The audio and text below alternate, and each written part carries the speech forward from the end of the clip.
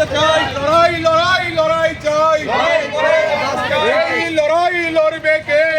মন্ত্রী যুব ফেডারেশন দিচ্ছে হাত, সবাই মিলে আওয়াজ তুলুন, এনকেল হব জিন্দাবাদ, এনকেল হব জিন্দাবাদ, সিআইএফআই দিচ্ছে হাত। এ রাখে প্রোগ্রাম লাগে মেকটান ছিল একবার ফিরিয়ে আনতে হবে।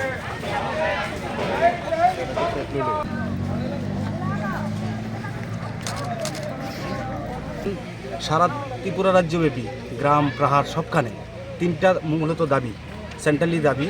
বেকারদের কর্মসংস্থানের ক্ষেত্রে ত্রিপুরা রাজ্য সরকারকে ভূমিকা গ্রহণ করতে হবে।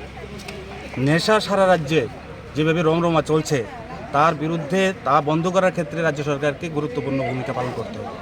এ রাজ্যে রাজ্যের আইনের শাসন নেই, আইনের শাসন পুনঃপ্রতিষ্ঠা করতে হবে।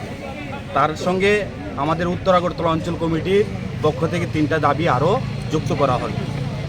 যেই ন্যূনতম যে পরিষেবাগুলো দেওয়ার কথা মিউনিসিপ্যালিটি এলাকায়, সেই পরিষেবাগুলো পাচ্ছে না। আমরা তিনটা দাবির মধ্যে আরও যোগ করছি যে 2F-এর মজুরি ন্যূনতম 150 দিন করতে হবে বছরে এবং 600 টাকা মজুরি করতে হবে। বৈদ্যুতিক খুঁটিগুলোতে বৈদ্যুতিক লাইট জ্বলছে না, সেগুলোকে মেরামত করতে হবে। এবং আমরা দেখছি যে এখন অবধি আমরা 5, 6, 7 নর্থ জোনের আন্ডারে সব জায়গায় পানীয় জলের বিশুদ্ধ পানীয় জল এখনও পৌঁছেনি।